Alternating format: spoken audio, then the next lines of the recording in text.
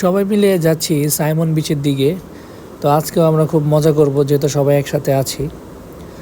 তো ডলফিন মোড় আমরা এখন আছি ডলফিন মোড়ের কাছাকাছি। ডলফিন মোড় থেকে অটো থেকে নামার পর বিচের খুব কাছাকাছি চলে আসছি। আজকে ওয়েদারটা মোটামুটি খুবই ভালো লাগতেছিল খুব, ততটা রোদ নাই। তো ভাবলাম যেহেতু বিচে অনেকক্ষণ বসে থাকবো কিছু আচার নিয়ে নিই। তো এখান থেকে আচার দামাদামি করে নিতে হবে কারণ তারা অনেক দাম রাখে। আচারের সাথে ভাবলাম যে কিছু চকলেট নিয়ে নিই, বসে বসে খাবো সবাই মিলে একসাথে। বিচে আসার পরেই একটা ঘোড়া চোখে পড়লো। ঘোড়াটা অনেক বড়, দেখতে খুব সুন্দর লাগতেছে। তো আমি একটা সিট ভাড়া করলাম, এখানে আমি বসে বসে বিচ ভিউটা উপভোগ করতেছিলাম। আর সবাই খুব মজা করতেছিল, দূর থেকে দেখতেছিলাম।